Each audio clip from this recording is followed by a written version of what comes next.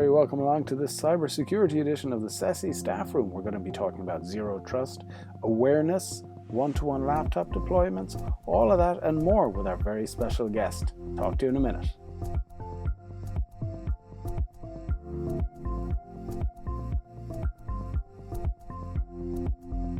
You're very welcome along to another edition of the Staff Room.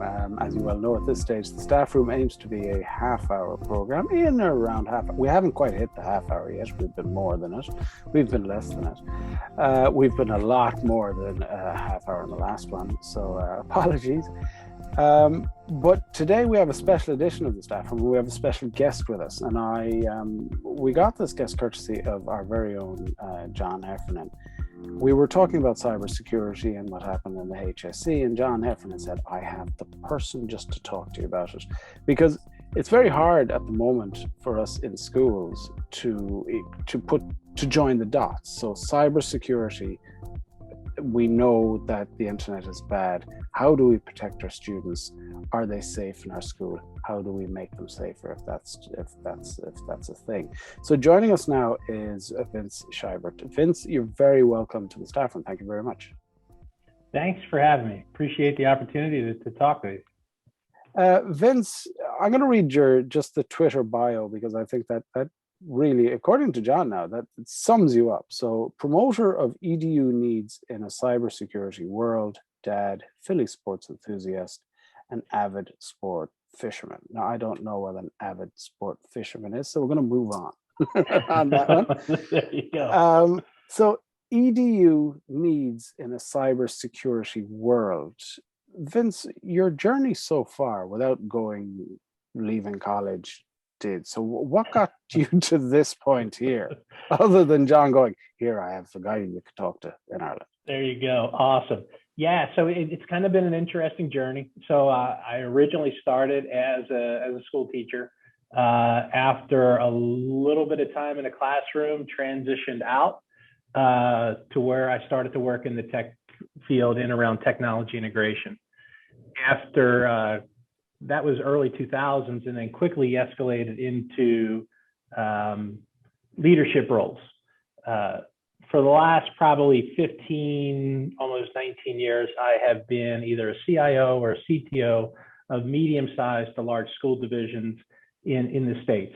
So, and that both encompasses in Virginia, the state of Virginia, as well as in the state of Pennsylvania, to where most school systems were around 10,000 students up to about 86,000 students was the last size. In that time, I transitioned from my education background into and with a company that provides and promotes cybersecurity software. And we have been doing that here at Telos for the Department of Defense in the United States, as well as a series of intelligence agencies. And my role today is to be able to help to take those tools and those resources and translate them and make them available for school divisions to help to keep them safe and secure as we kind of navigate this new digital space that we're all living in. So over here at the moment, the big talk is we had a HSE ransomware attack. And I was joking offline, but somebody opened the email. Like it wasn't, somebody opened the email and it spread. And it turns out the background is they were in situ in the system for a good number of weeks or months, and then they shut the system down. Ransomware went up, and miraculously or magically, an encryption key arrived 2 weeks later, or a week later, should I say. But the hacker said, we're gonna release your content anyway, even though we've given you the encryption key. Now, how do we stop that happen? First of all, like a ransomware attack isn't as dramatic as it sounds. Like there's a big, oh, the hackers are out to get us, but it's not as dramatic as the movies make it, is it? It's generally not a very sophisticated attack. It is generally one to which Like we were joking about earlier, it's that proverbial email from the Nigerian prince offering you $10 million. Again, it generally starts with it really preys on the vulnerability and desire that we as people have to answer questions and information. So it's going to ask you to do something, and if you don't recognize that it's coming from a nefarious location, you're actually going to be the one, whoever the recipient is, that clicks that link, downloads that fake PO, downloads that fake transcript. You or that person is actually the one technically initiating the attack. But yeah, it's not like these guys are sitting in deep bunkers thinking about how they're going to hack in through a school division's firewall. I will say over here in the States, we have had a series of what we see are our public institutions are one of the largest targeted groups. And again, we just had an oil pipeline just earlier, probably about a month earlier than your incident in Ireland. And again, it was enacted in the same fashion.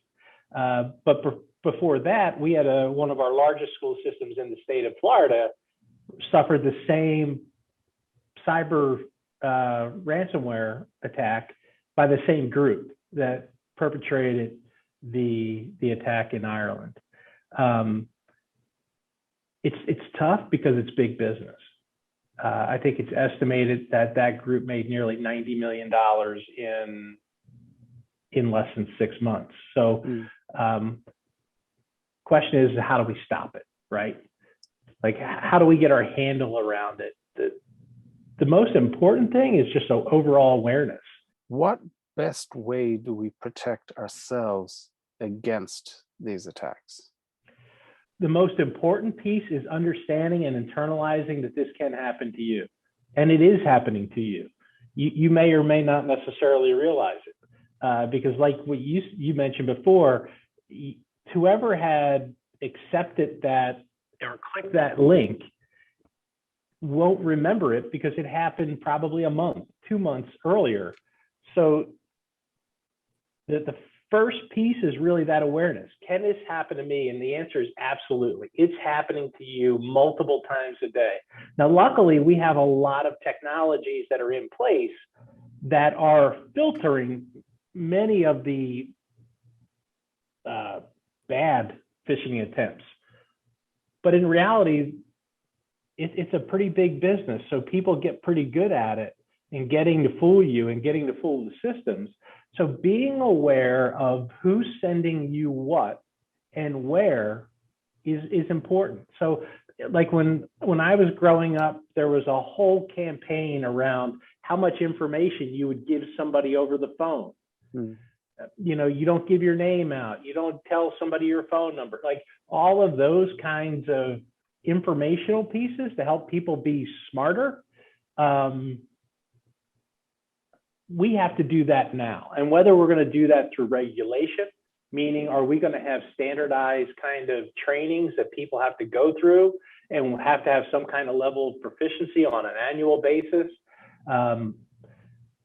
I think we're at a point now to where we have to do that. We're going to have to take greater steps to enforce the idea that these things are happening and they're happening because of actions that we take. And we have the ability to stop them. You mentioned the awareness and the training. So we teachers, as a technician myself, school leaders, we need to go away and we need to be aware, get trained up, best practices. It's really very straightforward. But how do you deal with the student then that comes into school and goes, click? Because there's always one. And to be fair, I'm not putting other students. I was that one at school. Like, I just wonder, the temptation is just too much. And people over here will know this reference. And if you don't know it, I'll send it to you. There's a Father Ted reference, and they're in the cockpit. And there's a big red button, and the button says "Do not touch." And one of the priests is like, "Oh, I can't, but I must touch. And that's pretty much what the students are like, or not an awful lot of them, as they go, click, oops, gone. How do we attach importance to it as far as the students are concerned? So that's a great question, and also leads into an issue that students are generally in educational environments. Students are the primary initial target, and students are the primary initial target because they are more susceptible to falling for an incident. But also they know that students don't follow their email or aren't as attuned to what's in their email box as an adult. 3, it gives the bad actor access now to your internal network. So what we have found through research is that is a primary entry point, because now once I have that student's account, even though I don't have privileged information available, I now have the ability to operate as an internal person. So that student now has the ability to start spamming out information and get other people who may think, oh, well, that's coming from an internal student, I can click that button. So circling back to knowing that students are huge targets, to be able to to open that door initially. So it's like vampires, right? Mm. Vampires can't come in your house unless you invite them. So by that staff or student clicking that button, we have now invited that person in. Having more comprehensive conversations with kids, making sure that we have set up and have done the due diligence in our Google environments, in our Microsoft environments, and having the same stringent requirements on students as we do staff. What I have seen previously is organizations will set security parameters for staff and set different ones for kids. And when you do that, you've made it easier to just target one group than the other. Okay. So making sure that we have the same security restraints on both is ridiculously important. And then having those conversations with kids. So when I was growing up here in the States, there was McGruff the crime dog. Oh yeah. And McGruff told you to look both ways when you cross the street. Don't take candy from strangers. And even as an adult, a nearly 50-year-old guy, like I remember that, you know, my man McGruff helping me out. So I think we need to kidify what it is we need to have done. And most of the security stuff that's out there is kind of boring and dull. So I think we need something good for kids to be able to latch on, like that Cyber McGruff dog, to help kids understand and internalize this can happen, and what do I need to be safe? Yeah, I think that's all well and good. I think it's an uphill struggle. It doesn't make it an impossible struggle. It is definitely an uphill struggle. One of the questions I'm always asked is, how do you make sure you're moving on to content? So, and I don't want to get too deep into the geeky side of it, but so your vampire is in, your bad actor is in, your bad actor is now acting like Hassan, and I'm sending staff email, and I've seen this, like I've seen conversations, and of course no names will be mentioned, but the principal showed me a conversation between himself and a bad actor, but the bad actor was acting as the accounts department. So it was dear first name, doing a thing about a thing. Can you send me the account? No, it was very nonsense. Oh, by the way, can you send me the account number? And oh, do you know what? I'm away from my whatever. Can you send me? And it wasn't until it was by luck the bandwidth went down or the phone, something happened, but the principal rang up the accounts person and just went, yeah, I have those details for you. And the accounts person was going, not me. So how do you protect your data? Like in that scenario, I feel for the principal because they didn't know and they did everything right. And only that luck would have it, they made that phone call. How do we protect ourselves and protect what's valuable to us on our network? And that can be student files, student details, or pictures of the family. Yep. So so we talk a lot about the difference between management and technology controls. And what we have found is there is a general lack of process. One of the email phishing attacks that was really popular for a while was, and I don't know how much it took off over there, but it was essentially a spearing attack to where the bad actor would act as a principal or superintendent of schools, sending an email out to everybody, asking them to send, to go get gift cards and send them. So the question is, how do you stop something like that? And again, you're dealing more with a social engineering attack than you are a technical attack. Of course, yes. So when you're dealing with social engineering attacks, it has to be internal processes that we have the ability to combat with that. So multiple ways, multiple methods of authentication. So in your case in point, you get the email with the request, but you need to follow it up with a voice verification. Inside of email, if somebody's going to show that they're having difficulty managing their username and password appropriately, maybe it's time to roll them into a multi-factor authentication to where they have two different factors. What we do know is multi-factor authentication reduces the likelihood by like 70 to 80% in terms of your ability to be susceptible, because again, there's a personal element to it that can only be replicated by that individual.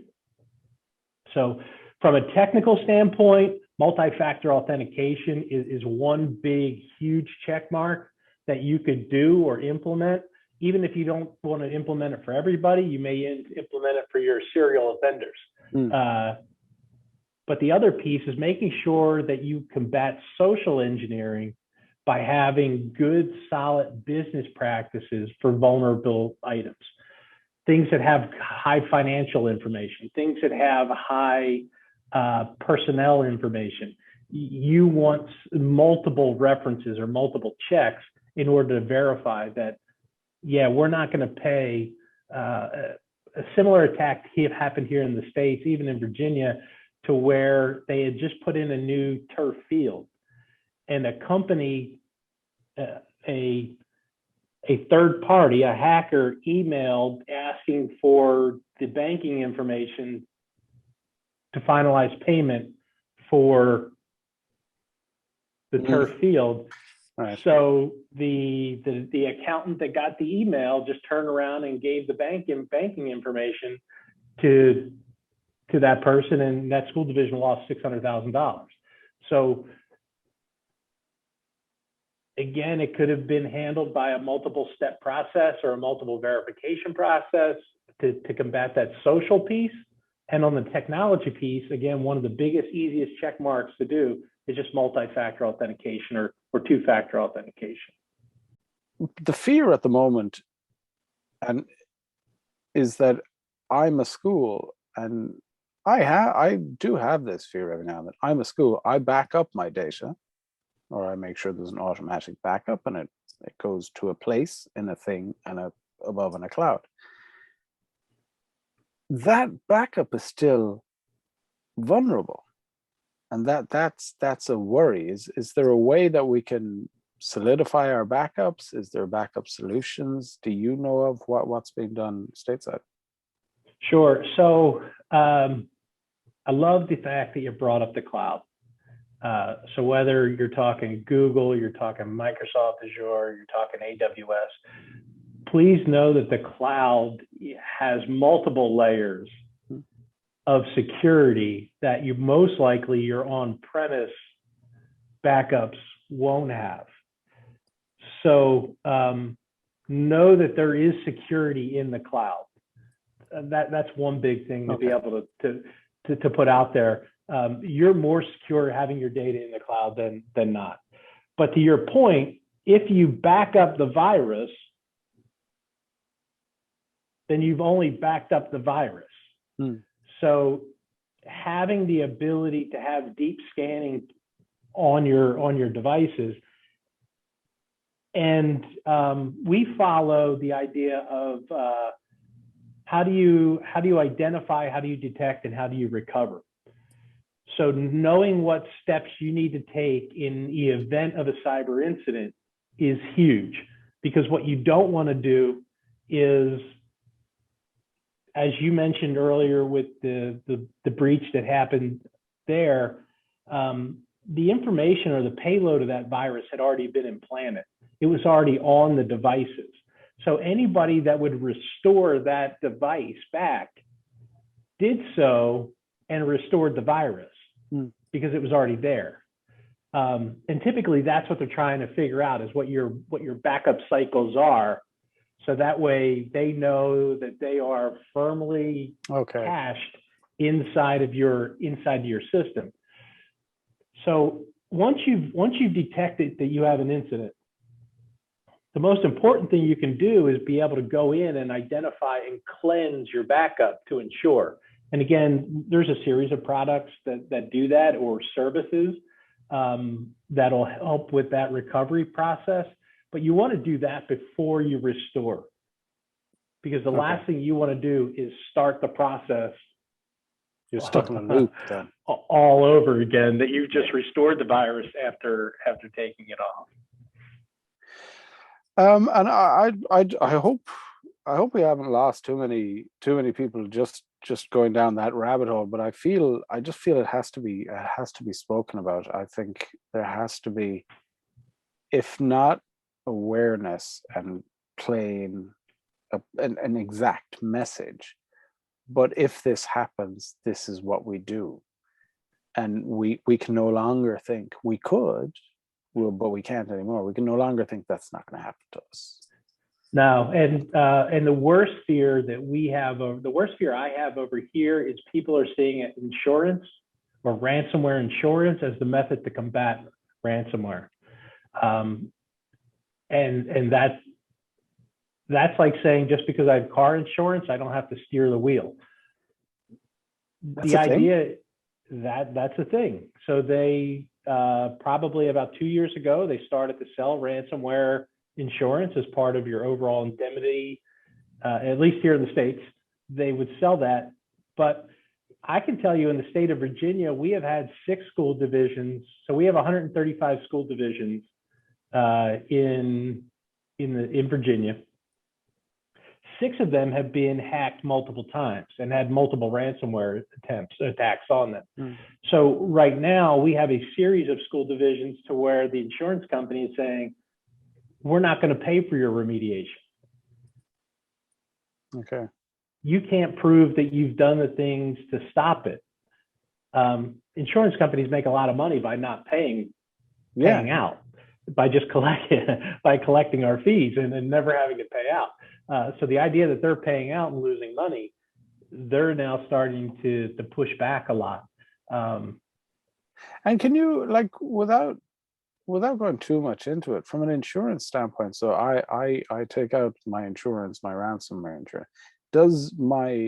When I ring up and I go, hey, I don't know why I sound like Joey, but it's like, hey, I've just been attacked, ransomware on the system. What does the insurance company pay for it? The ransom or the fixing of the problem? So inside of that, they'll pay for the remediation services. Okay. So they'll call a company. So if in the event that happened, just like if somebody, like if your house caught, one of your schools caught on fire, you would call the insurance company and you'd say, hey, listen, the school caught on fire, and they would send out the people to evaluate. Well, they do the same thing with cyber. So you would call them, say, hey, look, we got hit with a ransomware attack. Our student information system is now locked up and fully encrypted. So then they initiate the services team or the cyber response team that's going to come out and assess and evaluate that and determine path to restore. But we've had a series of school divisions here in the States that have been out of school for a week or 2 weeks on end because they couldn't restore services fast enough. So now kids are out of school the kids love it, right? It's kind of like a digital snow day. I like that. But kids may like it too. But the chief information officers don't like it. Yeah, of course. Look, I think our overall point here is be aware, do the training, be aware that this is out there, and protect yourself as best you can. Assume the worst and hope for the best, kind of, but don't click on random stuff. In a nutshell, don't. So there's a big buzz term right now in the cyberspace called zero trust, and that's essentially meaning you're not going to trust anything. And I think we have to have that same concept with email. Okay. We need to evaluate and assess email the same way we do regular mail. Like, everything we get in regular mail, we assume is somebody trying to market me or send me fake stuff. We need to do the same thing with email. Verify where it's coming from, who it's coming from. Is there a purpose or an intention? And if anything seems a little weird, I used to say this to my staff, call or ask us. There's zero downside to picking up the call. And if you're in support, like, there's zero downside of that teacher calling you and asking you, hey, is this legit? Like, this doesn't sound right. Because it saves them embarrassment. And in reality, that's the whole social piece, right?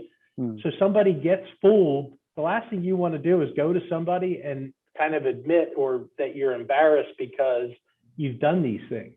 Your company, whoever rings you up for information, is not going to object to you not giving it if they're the genuine article. I had PayPal ring me up, some strange transaction going on my account, and the guy at the other end of the phone says, can I have your email address? And my instant response was, well, hold on a minute. If you're PayPal, you know my email address. So you're going to have to figure out another way to authenticate this conversation.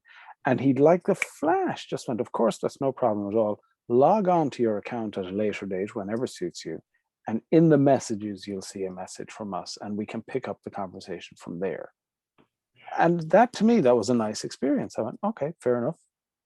So that goes back to that idea of that's a secondary method of authentication. So you have your password, and now you have a second piece, a personal piece of a way to authenticate that. And that right there eliminates so much ambiguity that circles around just using a single password for stuff. Also out there, knowing that almost everybody's data at some point or another has been taken or stolen or somehow or another leaked online. There are password checkers out there to where you could check to see if your email is out there and your password is out there. I believe Google even has a free service that'll do it as part of their login. Google has that new facility now where they ring up their do you want to, I think it's on the browser. It says your account. It's kind of like, have you been pwned? That same idea, your account has been, or account that you have saved in the browser has been used to access or has been leaked, that kind of a notification. That's nice. And my instinct is, burn the laptop. But no, just change the password. Change the password. Here's the other little secret, is use a different password for things that are really, really important. Don't use the same password for like your bank that you're going to use for email or to set up, I don't know. Hold on a minute now, Vince. Are you telling me that Monkey Socks 123 is a bad password for everything? I would go with just password 1234 Okay, because fair it has enough. to be 10 characters. Okay. Vince, I can't let you go. There's so many things I want to talk to you about. Keeping the cyber security, parking it just for a second. So one-to-one laptop projects. How tell us about some of the projects you're involved Sure. So from a laptop, so the last two school divisions we've been in that I've worked for, one in Albemarle County, which is in Central Virginia, and one in Loudoun County. We determined in both of those that every student needs the capability of being able to utilize today's technologies in order to further their learning environment. So what we've done in both of those is to figure out ways to be able to provide every student with what we called an individual learning device. And in one case, it was a PC, a laptop. In another case, it was a Chromebook. So when I was in Albemarle, we deployed about, 13,000 laptops, PCs to kids that enabled them to have the tools and the resources and the materials available to really help them navigate the digital world. When up in Loudoun, in the last school division I was in, that school system has about 86,000 kids. And during the pandemic, prior to the pandemic, we began the deployment. Because of the pandemic, we accelerated that and we deployed nearly 90,000 Chromebooks to students pre-K through 12th grade, so that way they could continue to progress instructionally. Kids need the flexibility to be able to do that. Now that highlights some other needs that we have. So we talk about digital equity over here in the States. Do all kids have access to internet? Regardless of just in the same way we don't restrict who has access to books, we shouldn't necessarily restrict who has access to digital resources and materials. So there's a big push to be able to make sure that kids, especially those from low socioeconomic groups, have the ability to access the same resources, material, and content that more affluent people do. The numbers you mentioned, I'm finding it hard to comprehend. Okay, I can't. I'll tell you why, and it's purely, and I think anybody listening to this in a school who's going to deploy iPads or deploy Chromebooks, the numbers we're talking about is 200, 300, 400, 500. But what? My brain hurts just thinking about the logistics.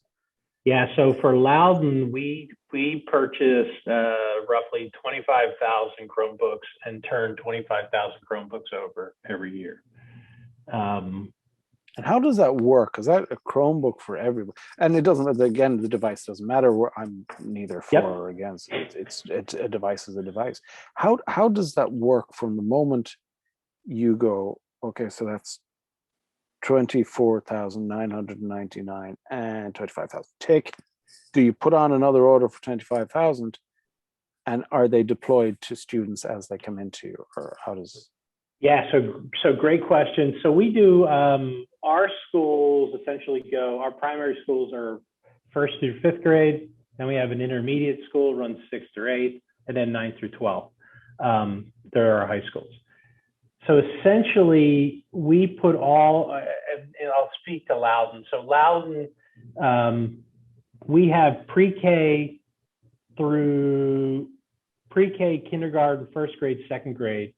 The devices will roll in at that grade level. We kind of work around, meaning we just recycle them. But a student comes in at 3rd grade, they get a brand new Chromebook, and that Chromebook stays with them for 3rd grade, 4th grade, and 5th grade. The last couple of years, students haven't, like last year, students didn't turn their Chromebooks in during the summer. They just kept them all summer long in case they were doing stuff. And then when they come to 6th grade, they get a brand new laptop. So they turn that old Chromebook in and they get a brand new one. And that's their middle school learning device. And then that sticks with them for 3 years. And then when they enter high school, they get that brand new device again in 9th grade, and then it carries with them. And what we see is as kids kind of transition from ninth grade to 12th grade, they start to either branch off and utilize their own personal devices for more and more, to where the school device is just kind of ancillary, to where it's primary at elementary and middle school. The other big thing that that we see is there's a lot more broken stuff in middle school than there is in high school. That was going to be my next question. Talk to me about the stuff that's broken. So, kids, our middle school age ranges are like essentially like, I don't know, 10 to 14, right? So you end up handing this 10-year-old a device and you say, please take care of it. Well, what do we know about that age group? Like, they're going to break stuff. And essentially what they learn throughout middle school is that the more they break it, the more inconveniencing it is for them. So we see a lot of breakage in middle school, but by the time they get to high school, they've kind of figured it out. They figured out how to manage it and take care of it. And you really don't see that in the same level. But what we learned, kind of learning from my previous parts, is utilizing a Chromebook, you're using like a toaster. Because if I break it, if a kid breaks it, I have the ability to turn around and give them another one. And since everything is stored in the cloud, the device, they really become fully device agnostic. And they have the ability to quickly get back on track exactly where they were before they, shot their Chromebook down the hallway. And use it as a frisbee, Vince. Use it as a frisbee. That's and we saw that, to where the worst mistake a school bought is they bought like these little bags for kids to put their Chromebooks in. Yeah. And they would take them and wind them up, and then see them shooting down the hallway like shuffleboard pucks. Nice. I would have been one of them students. I'm not going to lie. That's it. And just as curious, who how does that get paid for? The student, so Hassan takes the Chromebook, fires it down to down a lane of pins made up of Chromebooks and knocks them out. Who pays for that? So we have I'll break that out versus intentional damage and accidental damage. So accidental damage, the school division pays for that. So again, we would subscribe to the warranty, the accidental and warranty coverage. It ended up being, a nominal fee on top of what we were paying. But as part of our deployment, parents and students also sign an obligation form that says, in the fact that you intentionally or what is the word we use? Or negligent. So if you intentionally or negligently damage a device, they pay for it. And again, since it's a Chromebook, essentially you're paying for the full amount. And that Chromebook could be in the last 2 days of its life. But if I have to buy a brand new one to replace it, you're still paying the full amount. Okay. Because that's what the replacement cost is. And typically, that only happens like once. That would only happen once. And the LTE wireless project, I have this highlighted. Is that part and parcel of the one-to-one laptop project that just ties hand in hand with it? Where does that fit in? Because over here, to my mind, when I see LTE wireless project, I go, ooh, wireless for everybody. That's nice. I like that. Is that the case? That is what we did. So going back to it, that happened when I was with Albemarle County, which Albemarle County is about 760 square miles. if you kind of think about it almost like a triangle. So right in the middle of it is what we call Charlottesville. And Charlottesville was like a suburban urban hub. And then as you went out in any direction, you drastically went from rural suburban to a very thin layer of suburban to rural. Okay. Similar, right? Similar to how you see there. Yeah. And what we did is we got spectrum, so 2.5 gigahertz spectrum, that we then built out and deployed our own LTE network for the school division. So that way that we had the ability to deploy internet capabilities anywhere in our 768 square miles to ensure that all kids were connected. Sometimes we use that LTE as backhaul. So we went into some housing development, some low-income housing areas, to where we put big antennas on roofs and then lit up that park or that housing community with school Wi-Fi. So essentially, we just extended the school network 5 miles down the road to where this housing community was. And whether a kid was sitting in third grade in seventh period math, or they were sitting at home, they were connected to the same network. That's an amazing project. It's a huge undertaking. I mean, where do you even start? So we started with some really smart folks that I had on staff, and we did a lot of research trying to figure out how to be able to do it.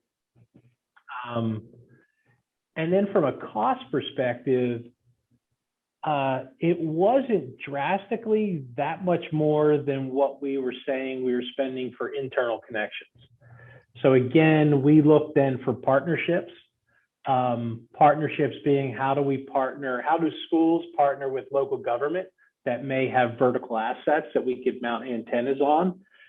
We looked for partners that were like management facilities of the people that were managing the housing community.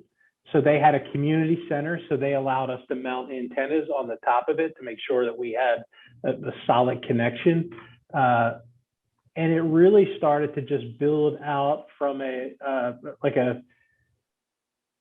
community project at that point, more than it was like a school division project, because people wanted to be able to help other people.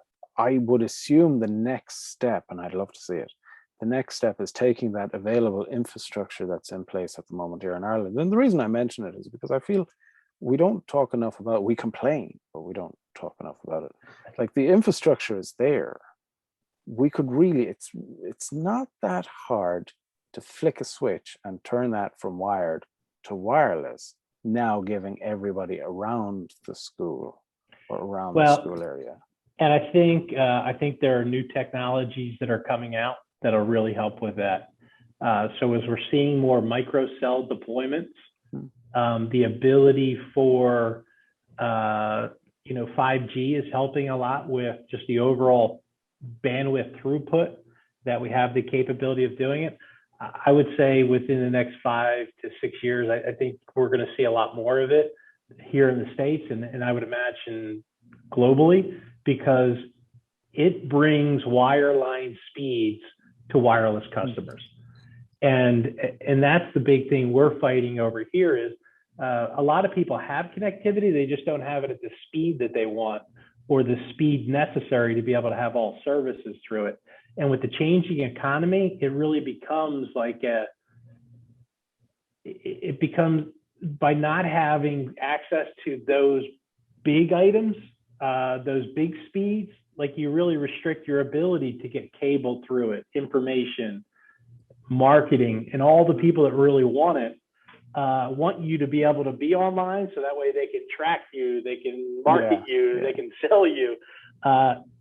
They're behind the scenes pushing also to be able to have that. So it should be a pretty exciting time over the next probably 5 years for the deployment, especially as kind of 5G starts to really ramp up. and some of this microcell kind of LTE Wi-Fi. They got weird names for them, but it's really like extended Wi-Fi. That brings us full circle back to, so you go out and you deploy your Wi-Fi. Everybody has Wi-Fi. It's great, David Village, and now you need to secure it. So now you need to secure it. Yeah. So Hassan comes along. I have my laptop, and I go, right, VPN, Tor browser, download the internet. You know, those are. So how do you deal with that? So just know, so I didn't come on here to pitch products, but we actually have a product that does exactly that. Okay. So know that the Tor network is specifically built by somebody and monitored by somebody. Yeah. It's monitored by a lot of somebody's. I don't know the exit node number at the minute, but it is monitored by some interesting folks. But your data isn't as safe on that Tor network as you think. But you're right. So VPN is really important. A trusted VPN is really important. Otherwise, you're just essentially making it, privatizing your information for someone else to steal. And then, yeah, network obfuscation, the idea of that Tor onion, is great, because anything you can do to reduce or eliminate your digital footprint while you're on the network is ridiculously helpful. So okay. I think right now everybody listening should have a private VPN that they're utilizing, and there's some really good ones out there. Just make sure you're using a trusted one. How do you know what's a trusted one? So straight away, because I can open up, and I see them in school. Like I'm walking around and you see, and like our own networks we have depending on the tier that you're on, you have the Snapchats blocked or the Facebook blocked. And as soon as you hear the Snapchat, or you can see over a shoulder, you know that they're on a VPN.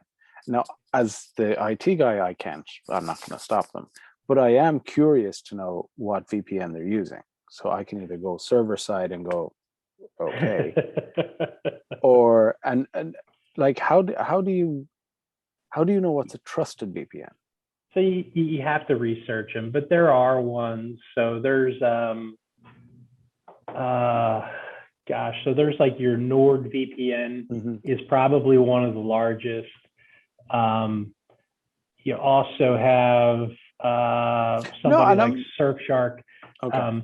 So you would want to be able to go out and you would want to research them to make sure they're legit.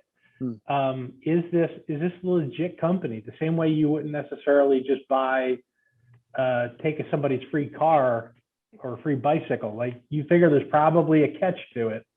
So if you're utilizing a free VPN, there's a catch, and that catch generally means you're essentially allowing them to steal your information, because everything digital is a commodity. And but you're talking to the teenager there who's leaning against the wall doing this, and they're not doing Snapchat anymore. Jesus, I'm showing my age. Like it's the TikTok now. So it's funny. What we're starting to see now is so on the dark web, the most expensive piece is a user under the age of 18 who doesn't have a credit history. Okay. And what we're starting to see now are kids that are starting to apply for driver's licenses, who the DMV, the Department of Motor Vehicles, is coming back and saying, we've already issued you a driver's license. Meaning people are stealing their identities and then selling them to other people. And now they may or may not have followed these issues. We could probably talk for hours on it. Thank you very much for joining us. Really appreciate it. And hopefully we'll talk to you again soon. Yeah, I had a great time, and I hope to be invited back to talk another time. Oh, you will for sure. Look, thank you very much. Take it easy. Awesome. Thanks, man. Take care. Bye. Bye.